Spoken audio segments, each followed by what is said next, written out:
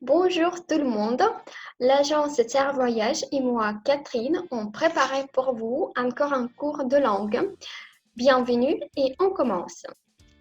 Nous avons terminé notre deuxième cours par le patronyme et est-ce que vous avez fait vos devoirs? Si oui, bravo, parce que je suis prête à vous donner la bonne réponse. Le père s'appelle Ivan, la mère est Olga. Quel est le patronyme de leur fils? Boris et leur fille Tatiana. La réponse correcte est Boris Ivanovitch, Boris Ivanovitch et Tatiana Ivanovna. Tatiana Ivanovna. Si vous avez manqué le deuxième cours, vous pouvez toujours le regarder sur la chaîne Tsar Voyage. Et si votre réponse est correcte, je peux vous donner 5 points. Pourquoi 5? Parce que si, par exemple, en France, les notes sont fixées sur un barème de 20 points, en Russie, ce n'est que 5. 1, ça n'existe pas, je pense. 2, c'est pour échec. 3, c'est-à-dire que c'est satisfaisant. 4 pour bien et 5 pour excellent. 5 sur 5. Et à notre deuxième cours, vous avez appris 5 mots. Et maintenant, s'il vous plaît, répétez avec moi ces mots. Доброе утро. Bonjour. Доброе утро. Добрый день. Добрый день. Добрый вечер. Добрый вечер. Здравствуйте. Здравствуйте. Привет. Привет.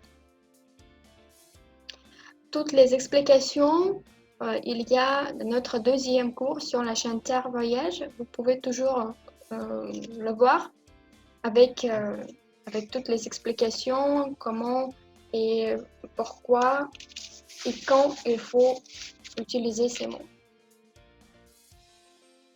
Mais je pense que après, il faut continuer le dialogue.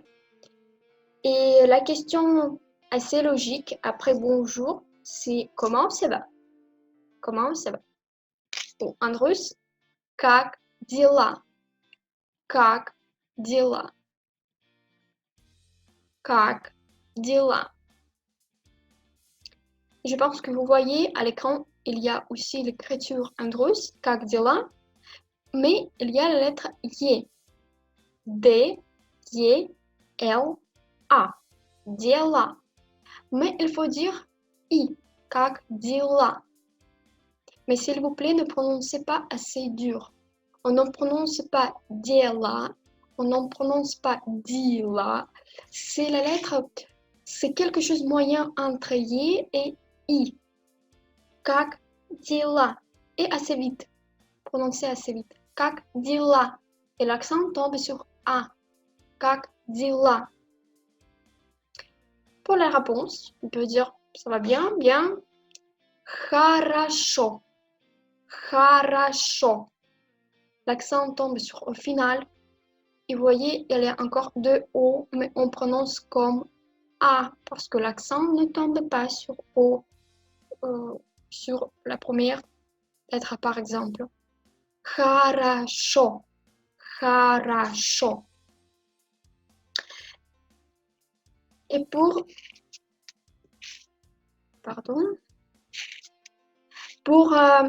poser la question à votre ami, par exemple, vous pouvez répéter cette question, как дела? Mais on peut dire aussi et toi ou et vous. Et toi, c'est-à-dire а у тебя, а у тебя, а у тебя. Et vous, а у вас, а у вас. Et la réponse, par exemple, très bien, très bien. Очень хорошо, bien, хорошо, très, очень хорошо. En ce moment, il y a le signe mou. On ne prononce pas cette lettre, mais la lettre N devient plus molle. Очень, ñ à la fin. Очень хорошо. Очень хорошо. On peut dire aussi, bien sûr, comme ci, comme ça. C'est так себе, так себе, так себе. Ou excellent, super. Отлично, отлично, отлично. C'est-à-dire qu'on peut répondre bien, хорошо, très bien, очень хорошо, comme ci, comme ça.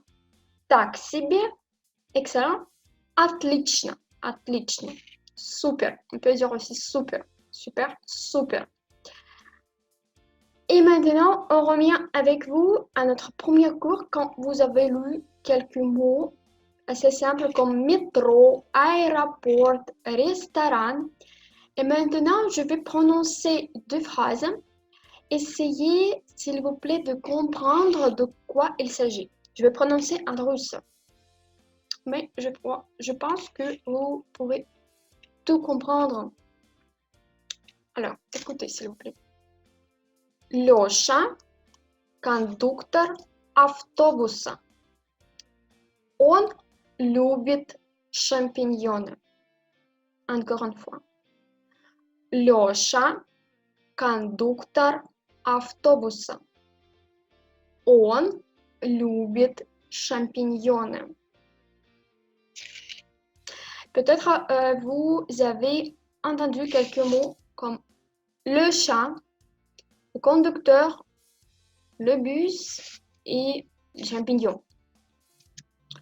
Et peut-être vous avez presque raison, peut-être non. Je vais vous expliquer. Le chat en russe, c'est pas le chat en français. Le chat, c'est un prénom comme Alexis, Alex. Alexei en russe, c'est le prénom officiel, Alexis. Le prénom diminutif, c'est Losha, Losha.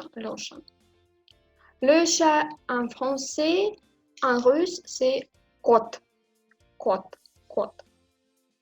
C'est-à-dire que dans la phrase Losha, conducteur автобуса, Лёша, кондуктор автобуса. Лёша, c'est un prénom. Лёша, кондуктор. Лёша, кондуктор. Conducteur. En français, conducteur, c'est quelqu'un qui conduit un véhicule particulier.